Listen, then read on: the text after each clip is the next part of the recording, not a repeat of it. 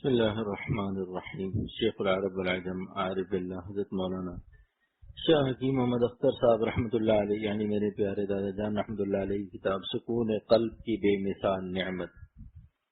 الحمد للہ وکفی وسلام علی عباده الذین اصطفى اما بعد فاعوذ باللہ من الشیطان الرجیم بسم اللہ الرحمن الرحیم۔ الا بذکر اللہ تطمئن القلوب۔ انسان کے ہر عمل کا مقصد حصول سکون ہے۔ عزیزان محترم، دنیا میں جتنی حرکت اور جتنا عمل اور جو کچھ بھاگ دوڑ اور محنت ہو رہی ہے، چاہے وہ دکان کھولنے کی ہو یا فیکٹری قائم کرنے کی ہو یا وزارت عظمیٰ کی کرسیوں کی ہو یا دکانداری کا کوئی سلسلہ ہو، جو شخص جہاں جا رہا ہے اور جو شخص جہاں نہیں جا رہا ہے، جو کچھ کر رہا ہے اور جو کچھ نہیں کر رہا، جو کھا رہا ہے جو نہیں کھا رہا، غرض دنیا میں جتنے افعال اور اعمال ہیں سب کا مقصد اطمینان اور دل کے چین کا حصول ہے۔ مثلا ایک شخص ایئر کنڈیشن میں بیٹھا ہے، وہ کہیں نہیں جا رہا ہے، اس کا مقصد یہ ہے کہ اس وقت شدید گرمی ہے، لو چل رہی ہے، سڑکوں پر دھوپ ہے، لہٰذا یہاں چین ملے گا۔ ایک شخص صبح فجر کے بعد باغات میں ٹھنڈی ہوا اور آکسیجن حاصل کرنے کے لیے بھاگا جا رہا ہے، اس وقت اس کو یہ ضرورت ہے کہ قدرتی ہوا لینی چاہیے تاکہ میں صحت مند اور اطمینان سے رہوں۔ ایک بہت بڑے عالم کا قول ہے کہ صبح کی ہوا لاکھ روپے کی دوا۔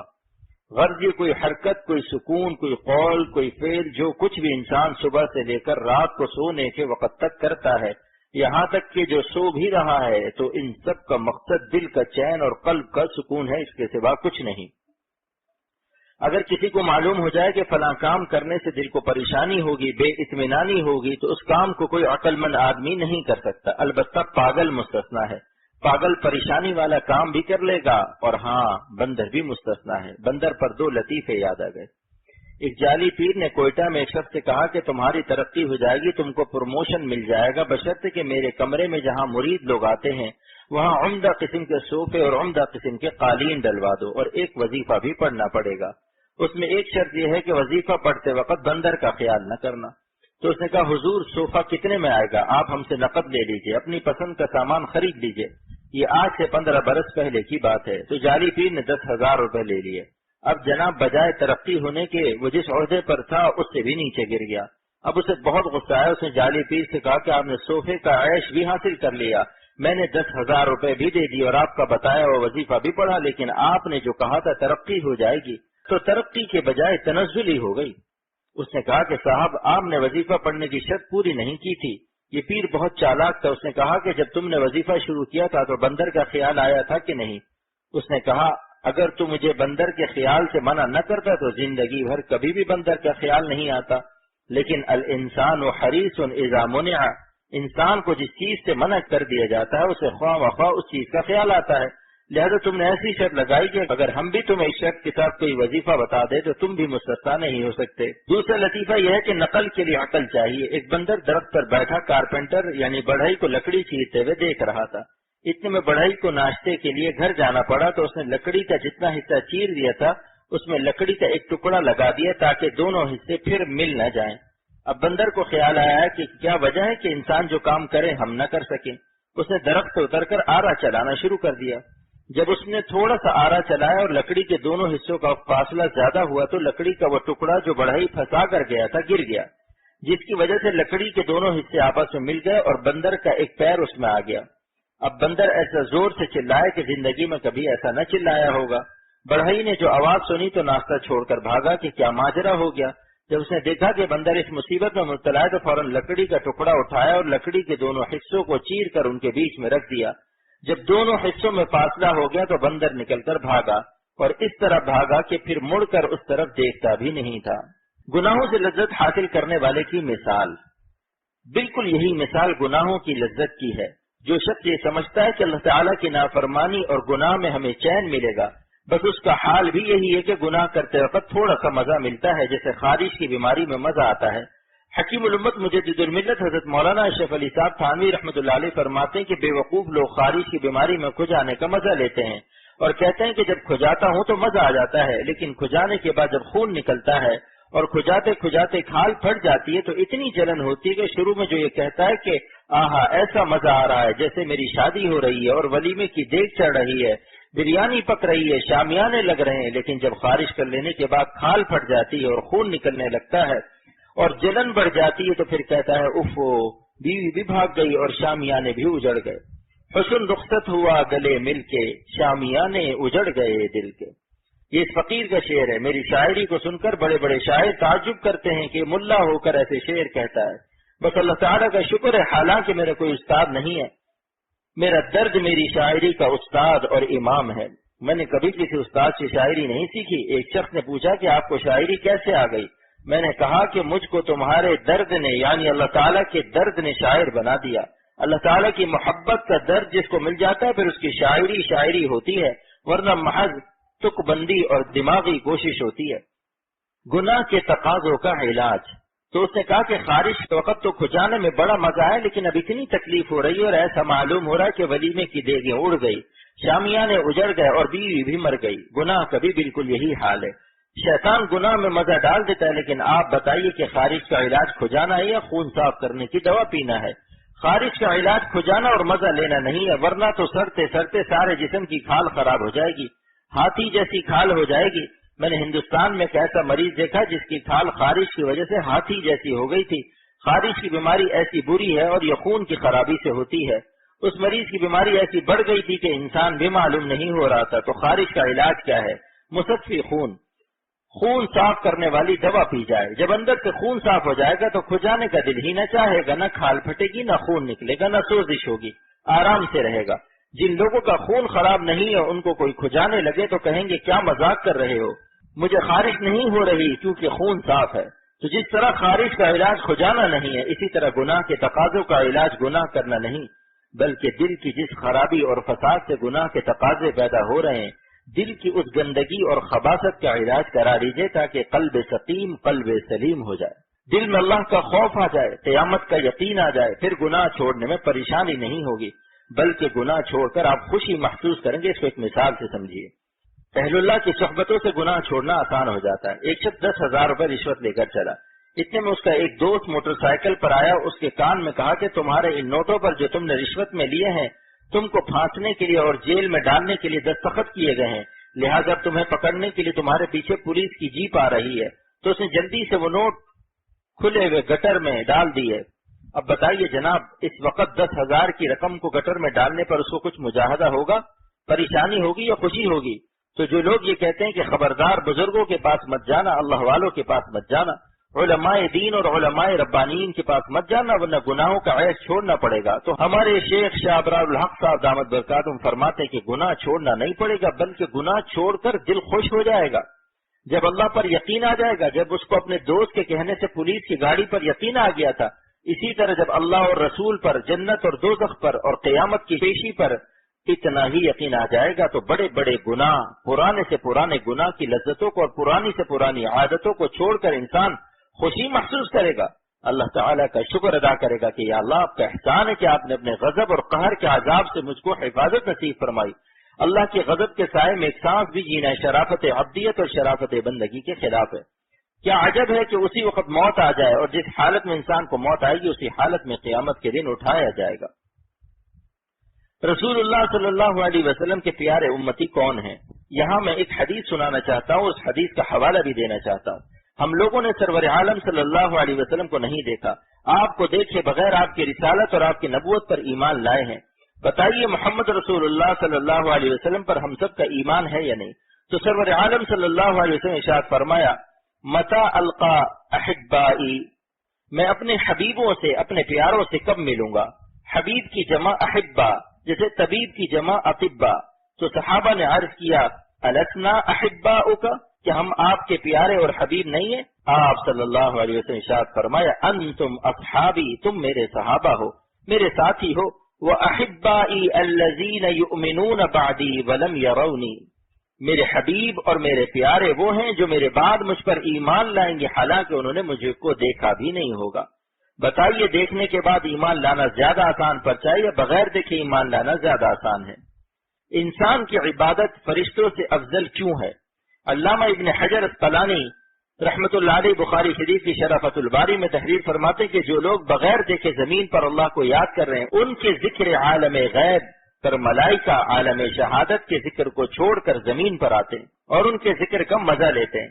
ملائکہ اللہ کو دیکھ کر جو ذکر کر رہے ہیں وہ تو عالم ملکوت سے اپنے اس ذکر کو چھوڑ کر یہاں زمین پر آتے ہیں۔ یہاں کوئی تلاوت کر رہا ہو، کہیں درس قرآن ہو رہا ہو، درس حدیث یا آواز ہو رہا ہو، یا کوئی اللہ اللہ کر رہا ہو، یہ وہاں جا کر اس کو گھیر لیتے ہیں۔ تو یہ سوال پیدا ہوتا ہے کہ وہ اپنا عالم شہادت یعنی خدا تعالیٰ کو دیکھ کر اس عالم حضوری کے ذکر کو چھوڑ کر زمین پر جو بغیر دیکھے خدا کو یاد کر رہے ہیں، ان کے عالم غیب اور ایمان غیب کا ذکر کا فرشتے مزہ کیوں لیتے ہیں؟ تو اس کی وجہ یہ ہے کہ عالم غیب کا ذکر عالم شہادت سے افضل ہے۔ دیکھ کر خدا کو یاد کرنے سے بغیر دیکھے یاد کرنا زیادہ افضل ہے کہ انسان بغیر دیکھے ایمان لا رہا ہے اور اپنے اللہ کو یاد کر رہا ہے، وضو کر رہا ہے، نماز پڑھ رہا ہے۔ مولانا رومی رحمۃ اللہ علیہ کی قبر کو اللہ نور سے بھر دے، کیا بات فرماتے ہیں، عشق من پیدا و دل بر ناپدید، عشق من پیدا و دل بر ناپدید، میرا عشق تو ظاہر ہے مگر میرا محبوب پوشیدہ ہے، نظر نہیں آتا۔ جن کے لیے ہم وضو کرتے ہیں، نماز پڑھتے ہیں، رمضان شریف میں دن بھر بھوکے رہتے ہیں، پیاسے رہتے ہیں، جن کے لیے ہم مال کی زکوٰۃ نکالتے ہیں، جن کے لیے حج و عمرہ کرتے ہیں، جن کے لیے جہاد میں گردن کٹاتے ہیں اور اپنا خون زمین پر بکھیر دیتے ہیں، وہ ہمیں نظر نہیں آتا، ہم بغیر دیکھے اس ذات پر فدا ہو رہے ہیں۔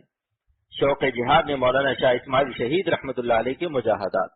مولانا شاہ اسماعیل شہید رحمۃ اللہ علیہ دلی سے جہاد کے لیے بالا کوٹ آئے تھے، جہاں انہوں نے اپنا خون بالا کوٹ کے پہاڑوں کی گھاس اور تنگوں پر بکھیر دیا۔ یہ شاہ ولی اللہ رحمۃ اللہ علیہ کے پوتے تھے۔ جب یہ دلی کی سڑکوں سے گزرتے تھے تو لوگ ان کے ادب میں اس طرح کھڑے ہو جاتے تھے جس طرح مغلیہ شہزادوں کے ادب میں کھڑے ہوتے تھے۔ دلی کے لوگ شاہ ولی اللہ کے بیٹوں اور پوتوں کا اتنا ادب کرتے تھے۔ مولانا شاہ اسماعیل شہید رحمۃ اللہ علیہ بہت ناز و نام میں پلے ہوئے تھے، لیکن جہاد کی تیاری کے شوق میں دلی میں دریائے جمنا میں کود پڑتے تھے اور تیرنے کی اتنی مشق کرتے تھے کہ تقریباً 200 کلومیٹر دور آگرہ میں نکلتے تھے۔ میرے پیر و مرشد شاہ عبد الغنی صاحب رحمۃ اللہ علیہ نے فرمایا کہ بھری برسات میں دلی میں دریائے جمنا میں کود کر تیرتے ہوئے آگرہ میں نکلتے تھے تاکہ اگر جہاد میں دریا میں کودنا پڑے تو مشکل پیش نہ آئے۔ دلی کی مسجد فتح پوری میں دن کے 12 بجے جون کے مہینے میں جب پتھر اتنا گرم ہو رہا ہوتا تھا کہ پاؤں میں چھالے پڑ جاتے تھے، اس پر پاؤں رکھ کر چلنے کی مشق کرتے تھے، تو انہوں نے دلی سے چل کر بالا کوٹ کی گھاس اور تنکوں پر اپنا خون بہایا۔ ایک شاعر نے کتنا پیارا شعر ان کے مقبرے کی تختی پر لکھا ہے، خون خود را بر کوہ کوہسار ریخ، خون خود را بر کوہ کوہسار ریخ۔ اللہ کے اس عاشق نے اپنے خون کو بالا کوٹ کے پہاڑوں کی گھاس اور تنکوں پر بکھیر دیا، اس کو عشق کہتے ہیں۔ نظر بازی آنکھوں کا زنا ہے، یہ کیا عشق ہے؟ کوئی حسین عورت سامنے آ جائے اب نظر بچانا مشکل ہے۔ اس وقت یہ شخص سب فرمان رسالت اور فرمان عالی شان یعنی حق تعالی شانوں کا قرآن پاک بھول جاتا ہے کہ اللہ تعالیٰ فرماتے ہیں قل للمؤمنین یغضوا من ابصارہم، اے نبی ایمان والوں سے فرما دے کہ کسی کی بہو بیٹی غرض نامحرم عورتوں میں سے کوئی بھی ہو اس سے اپنی نظر کو نیچی کر لیں۔ یہ نہیں کہ الو کی طرح منہ پھیلا کر دیکھ رہے ہیں کہ منہ میں پانی آ رہا ہے اور اسے دیکھ دیکھ کر رال ٹپکا رہے ہیں۔ ایسے وقت میں اس کے چہرے کو دیکھو تو اس پر لعنت برستی محسوس ہوگی۔ ایک شخص عورتوں سے نظر بازی کر کے آیا تو سیدنا عثمان رضی اللہ عنہ نے اسے دیکھ کر فرمایا ما بال اقوام یترشح من اعینہم الزنا، کیا حال ہے ایسی قوم کا جن کی آنکھوں سے زنا ٹپکتا ہے۔ اور بخاری شریف کی حدیث ہے زنا العین النظر، آنکھوں کا زنا ہے نظر بازی۔ وزنا اللسان المنطق، حسین لڑکوں اور نامحرموں سے گفتگو کرنا، نامحرم عورتوں سے بے پردہ ضرورت سے زیادہ باتیں کرنا، یہ کانوں کا زنا ہے۔ البتہ ضرورت کی بات کر سکتے ہیں، جیسے ہوائی جہاز پر سفر کرنا ہے، اس کے لیے ٹکٹ خریدنا مجبوری اور ٹکٹ دینے کے لیے لڑکی بیٹھی ہے تو یہ ہمارے اختیار میں نہیں۔ لیکن اب اس سے ضرورت سے زیادہ بات کرنا کہ آپا آپ نے MSc کہاں سے کیا تھا، کس کالج میں پڑھا تھا، تو بلا ضرورت سوالات کر کے مزہ لینا یہ حرام ہے۔ استحضار حق کے لیے ایک مفید مراقبہ، اس وقت یہ دھیان کرو کہ میری نظر پر اللہ کی نظر ہے۔ ایک یہ تصور قائم ہو جائے کہ جس کا حضرت حاجی امداد اللہ صاحب رحمۃ اللہ علیہ مراقبہ کراتے تھے کہ الم یعلم بان اللہ یرا، کہ اللہ ہم کو دیکھ نہیں رہا ہے، کہ انسان نہیں جانتا ہے کہ اللہ اس کو دیکھ رہا ہے۔ اس مراقبے کا نام حاجی صاحب نے مراقبہ الم یعلم بان اللہ یرا رکھا تھا۔ یہ 3 منٹ روز کا مراقبہ ہے، جیسے گھڑی کو چابی تھوڑی دیر دی جاتی ہے لیکن وہ چلتی 24 گھنٹے۔ آپ تھوڑی دیر اس کا مراقبہ کر لیں کہ اللہ تعالیٰ مجھے دیکھ رہا ہے تو راستہ چلتے ہوئے انشاءاللہ یہ خیال قائم رہے گا۔ اگر اچانک نظر اول پڑ بھی جائے گی تو فوراً ہٹا لے گا، کیونکہ جانتا ہے میری نظر پہ ان کی نظر پاسباں رہی، میری نظر پہ ان کی نظر پاسباں رہی۔ افسوس اس احساس سے کیوں بے خبر تھے ہم، افسوس اس احساس سے کیوں بے خبر تھے ہم۔ آج ہم جن کو دیکھ کر اپنی آنکھوں سے حرام لذت کی بدمستیاں حاصل کر رہے ہیں، یہی صورتیں چند سالوں کے بعد بگڑ کر ایسی بدشکل ہو جائیں گی کہ آپ سے دیکھا نہ جائے گا، اور آپ کہیں گے کہ دیکھا نہیں جاتا ہے مگر دیکھ رہا ہوں۔ آپ بتائیے 16 سال کے لڑکے جب 70 سال کی عمر میں آئیں گے تو کیا اس وقت عشق بازوں کو انہیں دیکھنے کا جی چاہے گا؟ کمر جھک کے مثلے کمانی ہوئی، کوئی نانا ہوا کوئی نانی ہوئی۔ جو ٹیڈیاں جا رہی ہیں ایک دن وہ نانی اماں بن جائیں گی اور ٹیڈے نانا ابا بن جائیں گے۔ اس لیے کہتا ہوں خالق زندگی کو چھوڑ کر کہاں جاتے ہو، کہاں مخلوق پر مرتے ہو؟ ارے یہ کیا ظلم کر رہا ہے جو مرنے والوں پہ مر رہا ہے، جو دم حسینوں کا بھر رہا ہے بلند ذوق نظر نہیں۔ مرنے والوں پر مرنے والا ڈبل مردہ ہو جاتا ہے، اور اس کا حلال اطمینان اور گھر کا سکون، بیوی بچے، غرض حلال نعمتیں بھی خراب ہو جاتی ہیں۔ اس کو ایک مثال سے ثابت کرتا ہوں۔ بدنظری حلال نعمتوں کی لذت بھی خراب کر دیتی ہے۔ دیکھیے ایک شخص نے دعوت کی، قالین بچھا ہوا ہے، خوب گرم گرم بریانی موجود ہے، اتنے میں وہاں ایک کفن پوش مردہ رکھ دیا گیا اور اعلان ہوا کہ آپ لوگ خوب کباب اور بریانی کھائیے اور مرنڈا پیجیے، اس کے بعد اس مردے کا جنازہ پڑھنا ہے جو سامنے رکھا ہوا ہے۔ آپ بتائیے آپ کو کھانے میں مزہ آئے گا؟ تو جس کے دل میں مردے لیٹے ہوئے ہوں، مرنے والوں اور حسینوں کے تصورات ہیں، اس قلب کو اللہ کے نام میں کیا مزہ آئے گا اور زندگی کا کیا لطف حاصل ہوگا؟ کی زندگی بے کیف ہوگی کیونکہ دل میں مردے لیٹے ہوئے ہیں۔ نفس کی قید سے رہائی کا طریقہ، اللہ تعالیٰ کا احسان ہے کہ انہوں نے پہلے لا الہ عطا فرمایا کہ اگر تم لوگ الا اللہ کا مزہ چاہتے ہو تو پہلے اپنے دل سے لا الہ کے ذریعے باطل خداؤں کو نکالو۔ مولانا رومی رحمۃ اللہ علیہ نے ایک عجیب بات فرمائی کہ قید خانے میں قیدی دوسرے قیدی کی ضمانت نہیں لے سکتا۔ دو قیدی ایک ہی جیل میں ہوں تو وہ آپس میں ایک دوسرے کو قید سے نہیں چھڑا سکتے، چھڑانے والا باہر سے آنا چاہیے۔ تو اللہ والے جو قید شہوات نفس سے آزاد ہو چکے ہیں، جو جسم کے اعتبار سے تو آپ کے ساتھ ہیں مگر روح کے اعتبار سے اللہ کے مقرب ہیں، وہ آپ کے پاس آئیں گے اور آپ کو اپنی روحانی طاقت سے نفس کی بری بری خواہشات کی قید سے نکالیں گے۔ آپ کے لیے دعا بھی کریں گے اور تدبیریں بھی بتائیں گے، آپ کو کچھ ذکر بھی بتائیں گے، کیونکہ ہوائی جہاز اپنے مستقر مرکز رنوے سے ایئرپورٹ کی زمین سے اسی وقت اڑتا ہے جب اسے دو چیزیں حاصل ہو جائیں، ایک پائلٹ ہو، دوسرا اس کے پیٹرول کی ٹنکی خوب فل ہو، کیونکہ ٹیک آف کرنے میں بہت زیادہ پیٹرول خرچ ہوتا ہے۔ تو انسان چونکہ مٹی کا، لہٰذا مٹی کی عورتوں میں، مٹی کے بچوں میں، مٹی کے کھانے میں، مٹی کے پینے میں، مٹی کے کبابوں میں، مٹی کی بریانیوں میں، مٹی کی روٹیوں میں اس کا دل چپکا ہوتا ہے۔ اب وہ چاہتا ہے کہ زمین کے مستقر اور مرکز سے اپنے قلب و جان کے ہوائی جہاز کو اللہ کی طرف اڑائے، تو اسے ایک تو رہنما چاہیے جو اسے راستہ بتائے، دوسرا اس کو اللہ تعالیٰ کی محبت کا پیٹرول چاہیے، اور یہ دونوں چیزیں اللہ والوں سے ملتی ہیں۔ علم نبوت کتابوں سے اور نور نبوت صحبت اہل اللہ سے حاصل ہوتا ہے۔ کتابوں سے علم کی کمیت مل سکتی ہے مگر علم کی کیفیت اہل اللہ کے سینوں سے ملتی ہے۔ قاضی ثناء اللہ پانی پتی رحمۃ اللہ علیہ، جن کے بارے میں شاہ عبدالعزیز صاحب دہلوی رحمۃ اللہ علیہ فرماتے ہیں کہ یہ شخص اتنا بڑا محدث ہے کہ اگر اس کو اس زمانے کا امام بیہقی کہا جائے تو روا ہوگا، یعنی صحیح ہوگا۔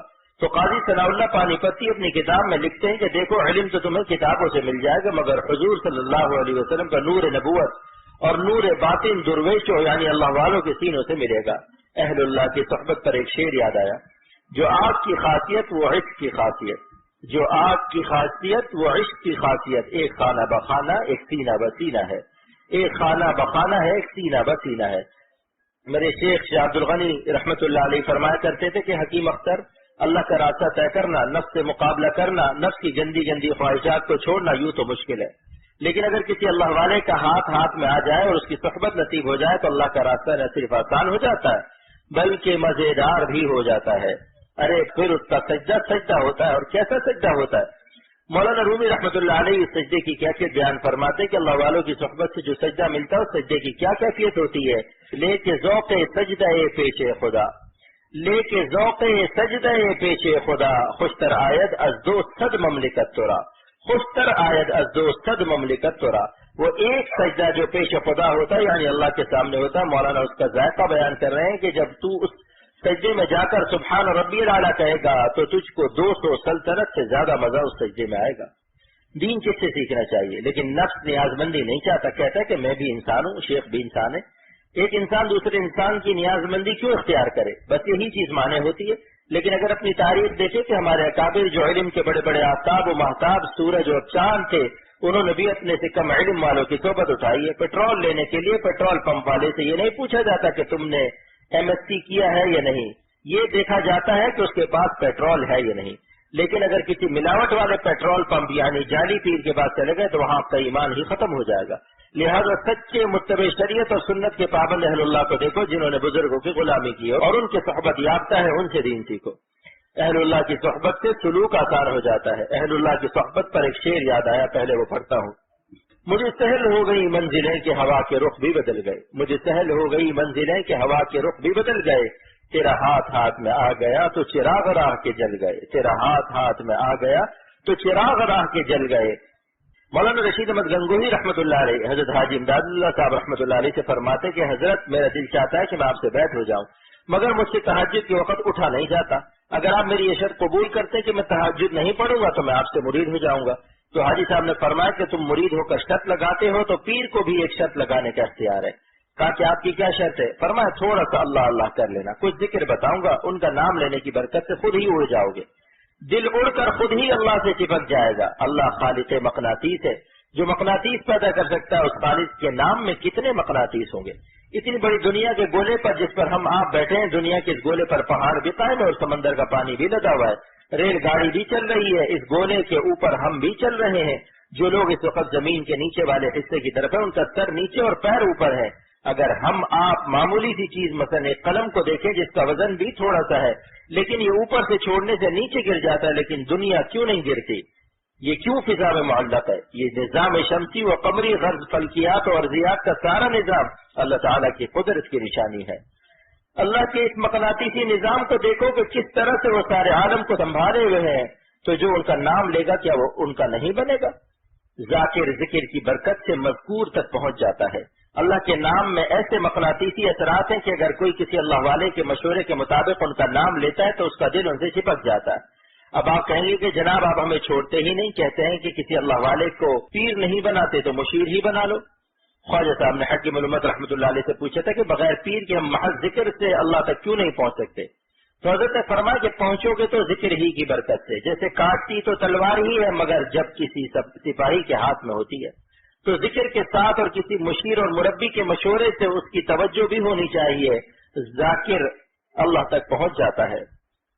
مرغی کا بچہ تو انڈے ہی سے نکلے گا مگر اس کو مرغی کے جسم کی گرمی چاہیے. اگر انڈوں کو 21 دن تک مرغی کی گرمی نہ دو بلکہ کتاب لے کر گرمی کا مضمون سناتے رہو تو انڈے میں حیات آئے گی.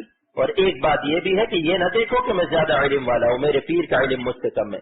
حکیم الامت رحمۃ اللہ علیہ فرماتے کہ بطخ مرغی سے افضل ہے، لیکن بطخ کا انڈا اگر مرغی کی گرمی پائے گا تبھی اس سے بطخ نکلے گی اور وہ تیرنے بھی لگے گا. حالانکہ مرغی تیر نہیں سکتی لیکن بطخ شرافت کی وجہ سے یہ کہے گی کہ مرغی صاحبہ آپ ہی کی گرمی سے مجھے حیات عطا ہوئی ہے، گو اللہ نے مجھے آپ پر فضیلت دی ہے کہ میں پانی میں تیر سکتی ہوں اور آپ پانی میں نہیں تیر سکتی. دیکھیے حاجی صاحب رحمۃ اللہ علیہ کی آغوش گرمی میں مجدد زمانہ حکیم الامت رحمۃ اللہ علیہ کی تربیت ہوئی. لہذا یہ مت سوچو کہ ارے گرمی حاصل کر لو پھر تمہاری صلاحیت تمہیں خود ہی اڑا دے گی، بلکہ جس کی گرمی سے آپ کو حیات روحانی عطا ہوئی ہے ساری عمر اس کے شکر گزار رہو. بطخ پر ایک لطیفہ یاد آیا. تھانہ بھون میں ایک لڑکا تھا، اس کو بطخ سے بہت محبت تھی. جب اس کا استاد کہتا تھا کہ بیٹا پڑھو تا با زبر تب با تا زبر بت تب بت تو وہ ہجے صحیح کرتا تھا، مگر جب استاد کہتا تھا اچھا ملا کر پڑھو تب بت تو کہتا تھا بطخ. اس کے دل میں بطخ ہی گھسی ہوئی تھی. سکون قلب صرف رضائے حق میں ہے. تو دوست عرض کرتا ہوں جو اللہ تعالیٰ کو خوش رکھے گا ان کو خوش رکھنا آسان کب ہوگا؟ جب ان کو خوش رکھنے والوں یعنی اللہ والوں کی صحبت میں رہے گا. بغیر ٹریننگ اور تربیت کے امرتی نہیں بنا سکتے ہو. لاکھ کتابیں پڑھ لو کہ امرتی ایسے بنتی ہے، مگر جب امرتی بنانے بیٹھو گے تو چڑیا بناؤ گے. تو جن لوگوں نے حرام خوشیوں سے توبہ کر لی، واللہ ممبر سے قسم کھا کر کہتا ہوں کہ ان کے قلب میں اللہ نے خوشی کا جو عالم عطا فرمایا اس عالم کے عالم کو میں بیان نہیں کر سکتا، کیونکہ اس بندے نے اللہ کی ناخوشی کی راہوں سے اپنے نفس میں حرام خوشیوں کی درآمد سے توبہ کر لی کہ اے خدا جن خوشیوں سے آپ ناخوش ہوتے ہیں ہم ایسی خوشیوں پر لعنت بھیجتے ہیں. شیطان کتنا ہی کہے کہ اس حسین کو دیکھ کر بہت مزہ آئے گا، اس کی ناک پتلی ہے، چہرہ کتابی ہے، ہونٹ لال ہے، مگر اس وقت میرا شعر پڑھ لو. ہم ایسی لذتوں کو قابل لعنت سمجھتے ہیں، ہم ایسی لذتوں کو قابل لعنت سمجھتے ہیں جن سے رب میرا اے دوستو ناراض ہوتا ہے، جن سے رب میرا اے دوستو ناراض ہوتا ہے. جس سے اللہ کو ناراض کر کے ان کو ناخوش کر کے اپنے دل میں حرام خوشی درآمد کی، اس کے دل کا عالم کیا ہوتا ہے؟ اس کے چہرے کو دیکھو. جتنے لوگ ٹیڈیوں کے پیچھے پھر رہے ہیں آج ان کی نیندیں حرام ہیں، ان کے چہرے بتا رہے ہیں بالکل بدحواس ہے. کسی فاختہ کے پیچھے بے ساختہ پھر رہے ہیں، حواس باختہ ہیں۔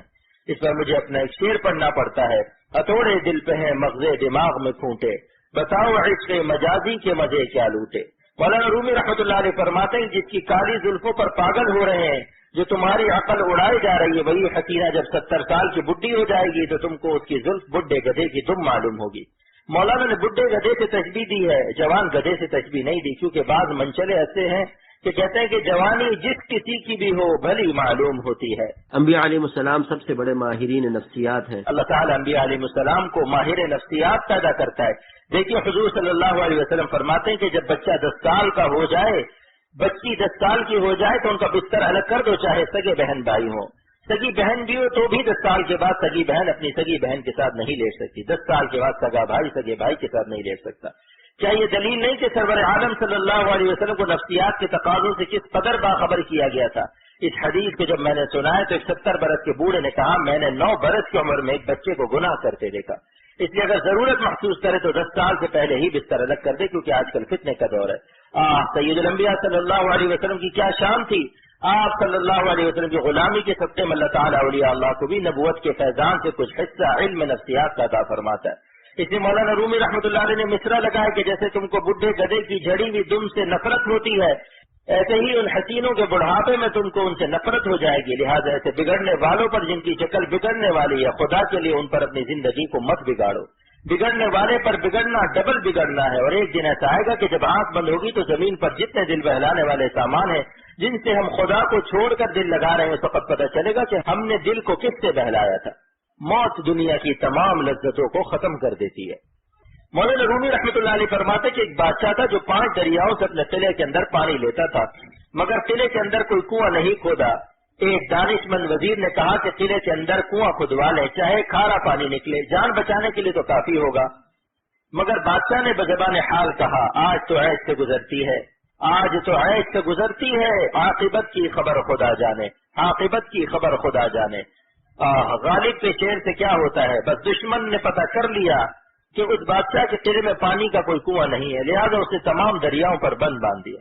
بادشاہ اور اس کے خاندان والے سب مر گئے۔ مولانا رومی رحمۃ اللہ علیہ اس قصے کو بیان کر کے فرماتے کہ دنیا والو، تم جن چیزوں سے آج دل کو سکون دے رہے ہو، یہ جو 5 دریا تمہارے جسم میں باہر سے آ رہے ہیں، یعنی آنکھ سے اپنے بچوں کو دیکھ رہے ہو، بینک بیلنس کو، کاروبار کی رونقوں کو، مرسیڈیز کاروں اور بنگلے اور قالینوں کو دیکھ کر ان آنکھوں سے تم لذت درآمد کر رہے ہو، جب موت کا وقت آئے گا تو موت کا فریضہ اس پر بند باندھ دے گا، دریائے چشم پر بند باندھ دے گا، پھر آنکھ تو کھلی ہوگی مگر اپنے بچوں کو نہیں دیکھ سکو گے، اپنی بیوی کو نہیں دیکھ سکو گے، اپنے مکان کی شان بان نہیں دیکھ سکو گے، اپنا بینک بیلنس نہیں دیکھ سکو گے، اپنی بریانی اور کبابوں کو نہیں دیکھ سکو گے، اپنا انڈا اور مرنڈا نہیں دیکھ سکو گے۔ اکبر الہ آبادی جج شاعر کا کیا خوب شعر ہے، قضا کے سامنے بیکار ہوتے ہیں حواس اکبر، قضا کے سامنے بیکار ہوتے ہیں حواس اکبر، کھلی ہوتی ہیں گو آنکھیں مگر بینا نہیں ہوتی، کھلی ہوتی ہیں آنکھیں گو بینا نہیں ہوتی۔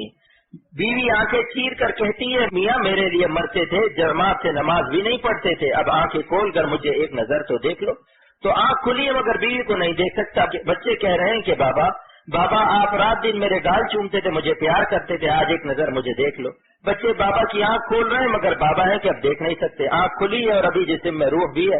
ڈاکٹروں کا بورڈ فیصلہ کر رہا ہے کبھی ان میں جان ہے، مگر یہ جیتے جی اپنا دل بہلانے والی چیزیں ٹی وی VCR، بچے، قالین اور حسینوں کے چکروں سے محروم ہو رہا ہے اگرچہ ابھی زندہ ہے۔ اسی طرح ایک دن ہمارے کان بھی سننے سے محروم ہو جائیں گے۔ ہم ٹی وی اور گانے بہت پسند کرتے تھے، کہتے تھے کہ بھائی فلانی مغنیہ کا گانا سن لو، مرنے کی حالت میں سکرات الموت اور حالت نظاموں سے سنائی بھی کچھ نہیں دے رہا۔ ماں نے چھوٹے بچے کے گال پر ابا کا ہاتھ لگایا، آپ ذرا پیار تو کر لو، مگر اسے پتہ ہی نہیں چل رہا۔ قوت لامسہ بھی فیل ہو گئی، قوت ذائقہ بھی فیل ہو گئی، اس کے منہ میں کباب رکھا جا رہا ہے، وہ عاشق کباب تھا اور کہتا تھا کچھ نہ پوچھو کباب کی لذت، مگر اب وہ کھانے پینے کی لذت سے بھی محروم ہو گیا۔ پیڑا ڈال کر لسی کے گلاس پر گلاس چڑھاتا تھا، اس کو احساس ہی نہیں ہوتا تھا ایک دن یہ دن بھی آنے والا ہے۔ بتائیے ہم سب پر ایک نہ ایک دن یہ وقت آنے والا ہے یا نہیں؟ یہ کسی نے آب حیات پی رکھا ہے، لیکن آپ کو اس دن کے آنے کا فائدہ تبھی ہوگا جب آپ اس کو ہر وقت سوچتے رہیں۔ اصل حیات وہ ہے جو اپنی موت کو یاد رکھے۔ قرآن پاک کی آیت ہے خلق الموت والحیات، اس آیت میں اللہ نے موت کو پہلے بیان کیا، زندگی کو بعد میں بیان کیا۔ میرے حضرت شاہ عبد الغنی پھولپوری رحمۃ اللہ علیہ نے جب اس آیت کی تفسیر بیان کی تو فرمایا جو زندگی اپنی موت کو سامنے رکھتی ہے وہی زندگی وطن آخرت کے لیے کچھ کرتی ہے، یعنی اللہ کو یاد کرتی ہے، اور وہ سمجھتا ہے کہ یہ سب چیزیں ایک دن ختم ہونے والی ہے۔ مولانا رومی رحمۃ اللہ علیہ نے اس قصے کو بیان کر کے فرمایا کہ دنیا والوں تم دنیا کے مکان، وی سی آر، ٹیلی ویژن اور مرسڈیز کاروں کو بینک بیلنس اور اپنی اشتہار اور ٹھاٹ باٹ کو دیکھ کر جو خوش ہو رہے ہو، تو ان خوشیوں کا کوئی بھروسہ نہیں، تمہارا جسم بھی مثل اس قلعے کے 5 دریاؤں سے ذائقہ حاصل کر رہا ہے، کانوں سے سن کر، آنکھوں سے دیکھ کر، ناک سے سونگ کر، زبان سے چکھ کر، ہاتھوں سے چھو کر۔ جب موت کا فرشتہ آئے گا تو ان 5 دریاؤں پر بند باندھ دے گا، تب صرف اللہ ہی سے دل بہلے گا، لہذا اسی زندگی میں اللہ کو راضی کر لو۔ موت کی تیز و تند آندھی میں زندگی کے چراغ جلتے ہیں، موت کی تیز و تند آندھی میں زندگی کے چراغ جلتے ہیں۔ 45 سال کی عمر میں مولانا سعدی مکہ شریف میں چائے پی رہے تھے، مجھے ٹیلی فون آیا تو ان کا ہارٹ فیل ہو گیا۔ چائے پیتے پیتے ان کے ہاتھ سے پیالی گری اور وہ ختم ہو گئے، حالانکہ ان کو پہلے سے دل کی کوئی بیماری نہیں تھی۔ نہ جانے بلا لے پیا کس گھڑی، تو رہ جائے تکتی کھڑی کی کھڑی۔ تو دوستو یہی عرض کرتا ہوں کہ اگر آپ اصلی خوشی چاہتے ہیں تو اللہ تعالیٰ کو ناخوش کر کے حرام خوشیوں سے دل کو خوش نہ کیجیے، وہ بہت طاقت والی قدرت والی ذات ہے۔ کراچی میں 18 سال کا جوان تھا، اچانک اس کے دونوں گردے گر پڑے، جس رگ سے وہ گردے ٹنگے ہوئے تھے اس رگ میں کینسر ہو گیا، اسے پتہ بھی نہیں چلا، وہ رگ کینسر سے آہستہ آہستہ گل گئی اور اچانک دونوں گردے گر گئے اور وہ بے ہوش ہو گیا۔ آپریشن کیا تو معلوم ہو کہ دونوں گردے بیکار ہو گئے۔ جب تک ہم خیریت سے ہیں تو شرارت سوچتی ہے، اذکر اللہ فی الرخاء، سکھ میں اللہ کو یاد کرو، دکھ میں اللہ ہمیں یاد کرے گا۔ حدیث کے الفاظ ہیں، اس حدیث کو علامہ آلوسی رحمۃ اللہ علیہ نے تفسیر المعانی میں بھی نقل کیا ہے، اذکر اللہ فی الرخاء یذکرکم فی الشدۃ، تم سکھ میں خدا تعالیٰ کو یاد کرو، اللہ تعالیٰ دکھ میں تمہیں یاد رکھیں گے۔ بس ایک ہی جملہ کہتا ہوں کہ اس زمین پر اگر خوشی دیکھنی ہے، خوشی سے رہنا ہے، خوشی پر مرنا ہے، خوشی سے پل صراط پر چلنا ہے، خوشی سے میدان محشر میں حساب دینا ہے اور جنت میں خوش رہنا ہے، تو ایک کام کر لیجئے۔ میں کچھ زیادہ نہیں بتاتا، صرف ایک کام بتاتا ہوں کہ اللہ تعالیٰ کو خوش کر لیجئے۔ اس سے زیادہ میں دین کو کیا آسان کروں، بس اللہ تعالیٰ کو ناراض نہ کیجیے، ان کو ناخوش کر کے حرام خوشیاں درآمد نہ کیجیے۔ اب یہ بہت تفصیلی مضمون ہے کہ اللہ کن باتوں سے خوش ہوتے ہیں اور کن باتوں سے ناخوش ہوتے ہیں، اس لیے ان باتوں کو سمجھنے کے لیے اہل اللہ کے پاس کثرت سے آنا جانا رکھیے۔ ذکر اللہ کی 2 اقسام، اب میں وہ حدیث نقل کرتا ہوں جس کو میں نے ابھی عرض کیا تھا، مگر پہلے اس آیت مبارکہ کے بارے میں سن لیجیے کہ دل کا اطمینان اللہ کی یاد میں، اور یاد کی 2 قسمیں۔ نمبر 1 یاد مثبت، جیسے نماز اور دیگر عبادات، ان سے بھی آپ کے دل کو اطمینان ملے گا۔ جن لوگوں نے نماز نہیں پڑھی ان کا دل بے چین رہے گا۔ اور نمبر 2 ہے یاد منفی، مثلا راستہ چلتے ہوئے اگر کوئی عورت سامنے آ جائے تو نظر کی حفاظت کرو، لیکن ایسی حفاظت نہ کی جائے کہ ایکسیڈنٹ ہو جائے۔ اس پر میرا شعر ہے، جب آ گئے وہ سامنے نابینا بن گئے، جب ہٹ گئے وہ سامنے سے بینا بن گئے۔ ایسے شخص پر اللہ کو کتنا پیار آتا ہے کہ یہ شخص میری دی ہوئی آنکھ کی روشنی کو کتنا بہترین استعمال کر رہا ہے، اسے مجھ پر فدا کر رہا ہے۔ تو طاعت مثبت کا اہتمام بھی کیا جائے اور طاعت منفی کا اہتمام بھی کیا جائے۔ مثلا ایک آدمی ہر سال ہے جو عمرہ کر رہا ہے مگر رشوت نہیں چھوڑی، کم تولنا نہیں چھوڑا، سودے کا عیب نہیں بتایا، داڑھی منڈانا نہیں چھوڑا۔ داڑھی مونچھ کے شرعی احکام، ہمارا کام صرف آپ کی ٹنکی میں تھوڑا سا پیٹرول ڈالنا ہے۔ علماء کرام تفصیل سے بتائیں گے کہ سنت کا راستہ کیا ہے، آپ کے گال کیسے ہونے چاہیے۔ آپ کے گال فارغ البال نہ ہو۔ اگر قیامت کے دن اللہ کے رسول صلی اللہ علیہ وسلم نے پوچھ لیا کہ میرے امتی تجھ کو میری شکل میں کیا عیب نظر آیا تھا، سکھوں نے تو اپنے گرو نانک کی محبت میں اس کی جیسی شکل بنائی، اور سچے پیغمبر کا امتی ہو کر تو نے میری جیسی شکل کیوں نہیں بنائی، تو کیا جواب دو گے؟ اسلام نے حکیم علمت حضرت تانوی رحمۃ اللہ علیہ کو خط لکھا، جب سے داڑھی رکھی ہے لوگ بہت ہنس رہے ہیں، فرمائے کہ لوگوں کو ہنسنے دو، تم کو قیامت کے دن رونا نہیں پڑے گا۔ اور بعض لوگوں نے کہا کہ حضرت داڑھی رکھ لی تو لوگ کیا کہیں گے، تو حضرت رحمۃ اللہ علیہ نے فرمایا کہ آپ بھی تو لوگ ہیں، لگائی تو نہیں ہے۔ ارے لوگوں سے تو لگائی ڈرتی ہے، آپ لوگ ہو کر کیوں لوگوں سے ڈرتے ہیں؟ اور اگر لوگ ہنسیں گے تو ایک شعر پڑھ لیا کرو، میں آپ کو وہ شعر سکھاتا ہوں۔ اے دیکھنے والوں مجھے ہنس ہنس کے نہ دیکھو، اے دیکھنے والوں مجھے ہنس ہنس کے نہ دیکھو، تم کو بھی محبت کہیں مجھ سا نہ بنا دے، تم کو بھی محبت کہیں مجھ سا نہ بنا دے۔ یہاں کس کی محبت مراد ہے؟ اللہ اور رسول صلی اللہ علیہ وسلم کی محبت۔ خواجہ صاحب رحمۃ اللہ علیہ فرماتے ہیں کہ میں قیامت کے دن اللہ کو اپنی داڑھی دکھا کر کہوں گا، تیرے محبوب کی یا رب شباہت لے کے آیا ہوں، حقیقت اس کو تو کر دے میں صورت لے کے آیا ہوں۔ آپ بتائیں داڑھی رکھنا واجب ہے یا نہیں؟ علماء کرام سے پوچھ لیں کہ چاروں اماموں کے نزدیک ایک مشت داڑھی رکھنا واجب ہے یا نہیں؟ جیسے عید کی نماز، بقرعید کی نماز، وطر کی نماز واجب ہے۔ شیخ الحدیث مولانا زکریا صاحب رحمۃ اللہ علیہ نے ایک رسالہ لکھا ہے داڑھی کا وجوب، اس میں ہے کہ چاروں اماموں کا اس پر اجماع ہے کہ ایک مٹھی داڑھی رکھنا واجب ہے۔ اگر کسی امام کے نزدیک داڑھی کاٹنا جائز ہوتا تو میں کہتا کہ چلو اس امام کے نزدیک جائز ہے۔ دوستو، چاروں ائمہ کا اجماع ہے کہ ایک مچھ داڑھی رکھنا واجب ہے۔ ایک مچھ کے بعد بے شک آپ داڑھی کٹا دیں، اتنی لمبی داڑھی بھی نہ چھوڑیے جیسے بمبئی میں ایک صاحب نے ناک کے نیچے تک داڑھی رکھی تھی، جسے پیشاب کرتے وقت بغل میں دباتے تھے۔ لا حول ولا قوت الا باللہ۔ صحابہ کی سنت یہی ہے کہ ایک مٹھی کے بعد اپنے طول و عرض سے داڑھی کاٹ دیتے تھے، ایک مٹھی سامنے سے، ایک مٹھی دائیں سے اور ایک مٹھی بائیں سے کاٹتے تھے۔ ایسی گولائی سے داڑھی خوبصورت بھی لگتی ہے۔ تو دوستو، جس حالت میں موت آئے گی اسی حالت میں اٹھائے جاؤ۔ اگر منڈی ہوئی داڑھی کی حالت میں موت آئے گی تو اسی حالت میں اٹھائے جاؤ گے۔ اور حضور صلی اللہ علیہ وسلم کو اپنی زندگی میں داڑھی منڈے ہوئے لوگوں کو دیکھ کر سخت تکلیف ہوتی تھی۔ آپ کے پاس ایران کے 2 سفیر آئے تھے، ان کی مونچھیں بڑی بڑی تھی اور داڑھی منڈی بھی تھی۔ آپ نے ان کی طرف نظر بھی نہیں ڈالی بلکہ نفرت سے چہرہ مبارک پھیر لیا۔ تو قیامت کے دن اگر آپ صلی اللہ علیہ وسلم نے ہم سے چہرہ پھیر لیا تو ہم آپ کی شفاعت کے امیدوار کیسے ہوں گے؟ اس کے بیوی کی خوشی کو چھوڑ دو، بیوی قبر میں نہیں اترے گی، دفتر والوں کو چھوڑ دو، رزق خدا کے ہاتھ میں۔ ایک مٹھی داڑھی رکھنے کے لیے اللہ سے دعا کرتا ہوں کہ جن کی ایک مٹھی داڑھی نہیں ہے خدا تعالیٰ انہیں رکھنے کی توفیق دے تاکہ اللہ تعالیٰ خوش ہو جائے۔ جو داڑھی رکھ لیتا ہے 24 گھنٹہ اس عبادت کا ثواب لکھا جاتا ہے، اور جو داڑھی منڈاتا ہے 24 گھنٹے گناہ لکھا جاتا ہے، کیونکہ وہ ہر وقت گناہ کی حالت میں۔ اور حضور صلی اللہ علیہ وسلم فرماتے ہیں کل امتی معافن الا المجاہرین، کہ میری تمام امت معافی کے قابل ہے مگر جو کھلم کھلا گناہ کرتے ہیں میرے وہ امتی معافی کے قابل نہیں ہے۔ یہ کس کا فرمان ہے؟ رسول خدا صلی اللہ علیہ وسلم کا۔ آج کھلم کھلا داڑھی منڈا کر ہم لوگ ناقابل معافی امت بن رہے ہیں۔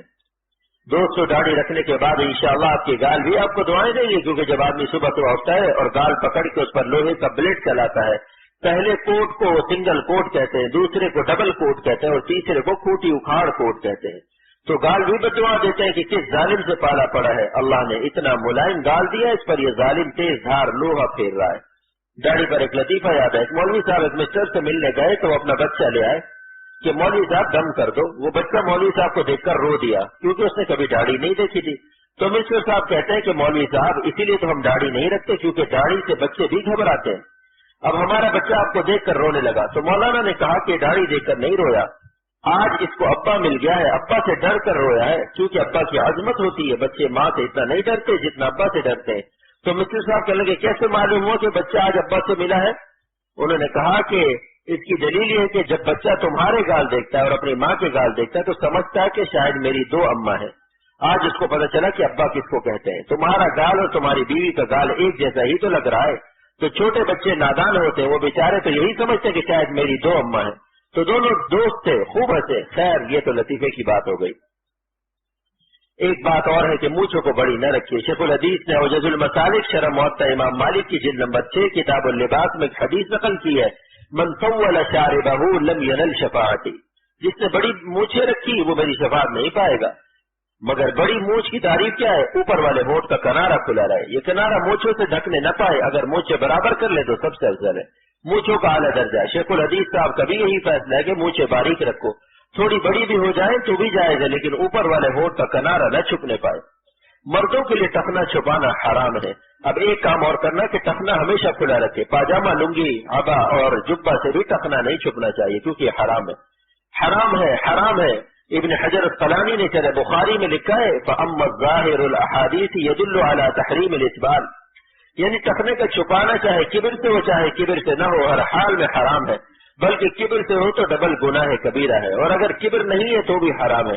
امداد الفتاوی میں حکیم الامت رحمۃ اللہ علیہ نے بھی یہی لکھا ہے، حضور صلی اللہ علیہ وسلم نے اس سے منع فرمایا۔ یہ بخاری شریف کی حدیث ہے۔ اور ٹخنا چھپانے سے ملتا کیا ہے؟ نہ دنیا کا کوئی فائدہ ہے نہ آخرت کا۔ والدین سے حسن سلوک کے لیے اللہ تعالیٰ کا حکم۔ اور ایک بات اور رہ گئی کہ ماں باپ سے کبھی بدتمیزی نہیں کرنا۔ اللہ تعالیٰ فرماتے ہیں کہ دیکھو ہم اپنی عبادت کے ساتھ ساتھ تمہارے ماں باپ کا حق بیان کر رہے ہیں۔ وَقَضَىٰ رَبُّكَ أَلَّا تَعْبُدُوا إِلَّا إِيَّاهُ، تمہارے پروردگار نے یہ حکم دیا کہ اللہ کے علاوہ کسی کی عبادت نہ کرو۔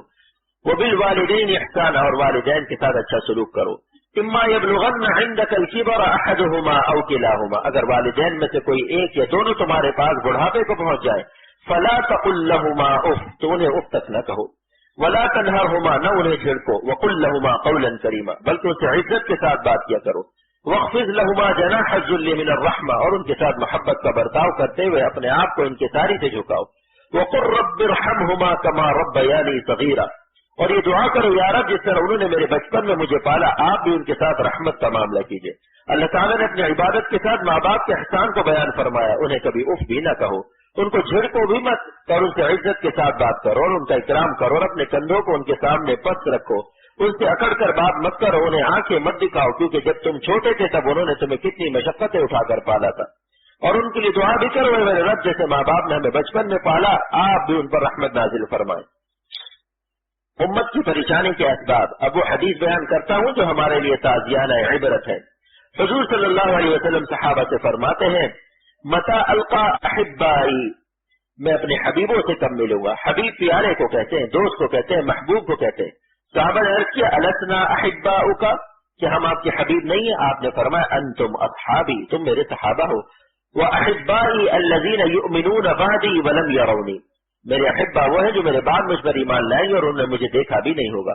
بتائیے ہم لوگوں کو حضور صلی اللہ علیہ وسلم نے کس لقب سے پکارا ہے؟ بتاؤ بھائی، اللہ کے رسول کا حبیب بننا ہے یا نہیں؟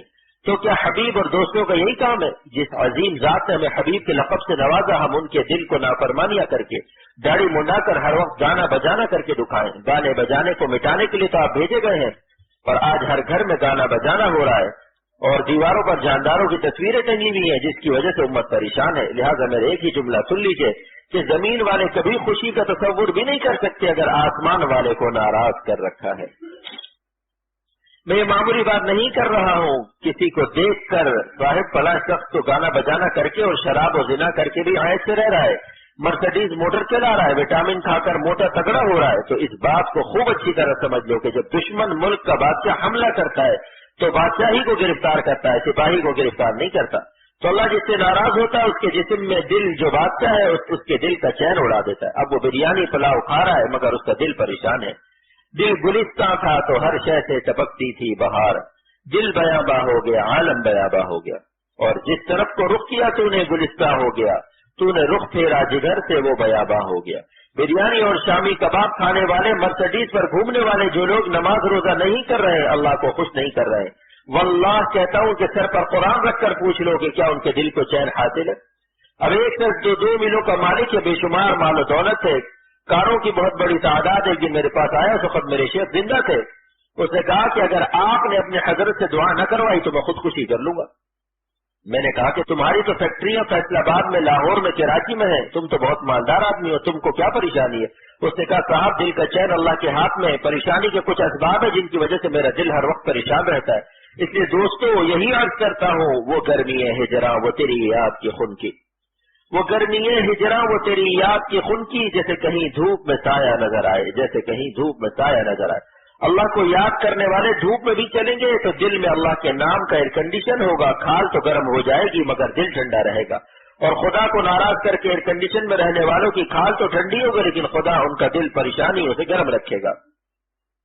اب میں مضمون ختم کرتا ہوں کیونکہ اب میرے اندر وہ جان نہیں ہے جو پہلے تھی۔ آج سے چند سال پہلے آپ مجھ سے کئی گھنٹے بیان سن لیتے تھے، اب میں آہستہ آہستہ کمزور ہو رہا ہوں، لیکن اللہ کا کرم اور اس کی شان عجیب ہے، وہ چاہے تو بادلوں سے 10 ٹن پانی برسا دے مگر سیپ میں 1 قطرہ بھی موتی نہ بنے، اور وہ چاہے تو 1 کلو پانی برسائے اور اس کا 1 قطرہ سیپ کے منہ میں ڈال کر 10 کروڑ کا موتی بنا دے۔ اگر اس کا کرم شامل حال ہو تو میری ایک ہی آہ مجھ کو بھی اور آپ کو بھی صاحب نسبت کر دے۔ بس اب دعا کر لیں اللہ تعالیٰ ہمیں اپنی مرضی کے مطابق زندگی گزارنے کی توفیق عطا فرمائے، ہمارا ظاہر بھی اولیاء اللہ جیسا بنا دے اور باطن بھی اولیاء اللہ جیسا بنا دے۔ اللہ ہمارے دلوں کو اپنی یاد سے چین عطا فرما دیجئے، ہماری دنیا بھی بنا دیجئے اور آخرت بھی بنا دیجئے، آمین۔ وآخر دعوانا الحمدللہ رب العالمین، وصلی اللہ تعالی علی خیر خلقہ محمد وآلہ وصحبہ اجمعین برحمتک یا ارحم الراحمین۔